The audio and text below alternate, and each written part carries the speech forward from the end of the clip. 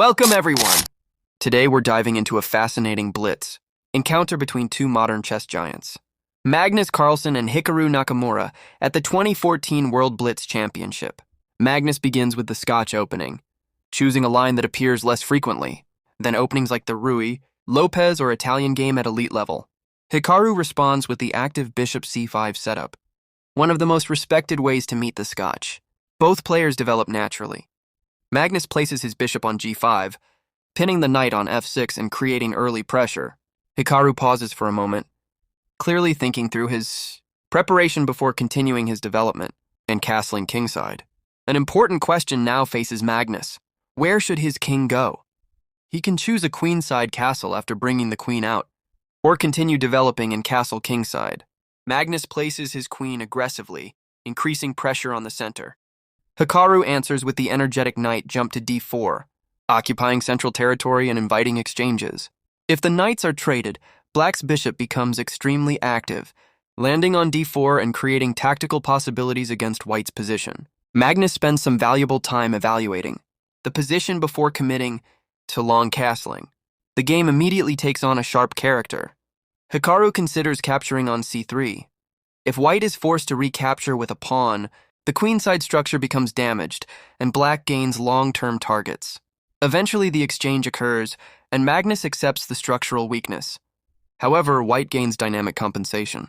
The possibility of pushing the e-pawn forward creates tactical threats, forcing Hikaru to react carefully.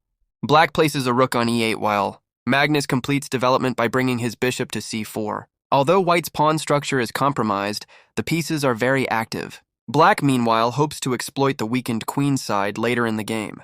Magnus then makes an important strategic decision. He exchanges his dark-squared bishop for the knight on f6. The resulting position begins, transitioning toward an endgame where both sides possess weaknesses. Hikaru pushes his f-pawn forward, aiming to improve his kingside structure and challenge white's central control. Magnus avoids simplifying on black's terms and instead places his bishop actively on d5, creating pressure and provoking decisions. After careful maneuvering, Hikaru captures in the center. Magnus recaptures, and the game enters a complex middle game endgame hybrid where activity matters more than material. One notable theme is that black would love to activate pieces on the queen side, while white relies on superior piece activity to compensate for structural defects. Magnus appears comfortable, even taking a sip of his drink while evaluating the position. Hikaru, however, continues searching for ways to improve his pieces. A series of exchanges gradually leads to a pure endgame. Neither side enjoys a clear advantage, but the imbalances ensure plenty of fighting chances remain. Hikaru advances c6, challenging the bishop's central post. Magnus retreats while maintaining pressure. Black improves the bishop placement and reinforces key weaknesses. Magnus starts expanding on the queenside with a4 and later a5, grabbing space and creating potential targets. Hikaru responds symmetrically, ensuring that white cannot gain easy breakthroughs. The position remains balanced, though black may enjoy slightly easier play. Still, against players of this caliber, even the smallest edge means very little. As the clock becomes a factor, tension rises dramatically. Magnus falls behind on time, while Hikaru looks increasingly comfortable in the fast-paced environment. Rooks become active. Magnus carefully avoids unfavorable exchanges and continually chooses the moment of simplification himself. Hikaru keeps pieces on the board, likely sensing opportunities against his opponent's shrinking clock. With only seconds remaining, Magnus demonstrates why he is considered one of the greatest endgame players ever. Despite severe time pressure, he continues finding precise defensive resources. The battle shifts toward opposite wings.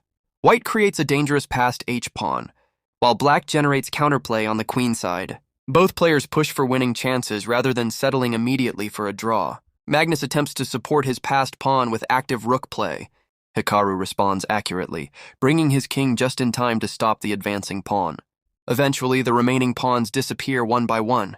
The resulting rook ending offers neither side realistic winning chances. Both grandmasters recognize the situation instantly.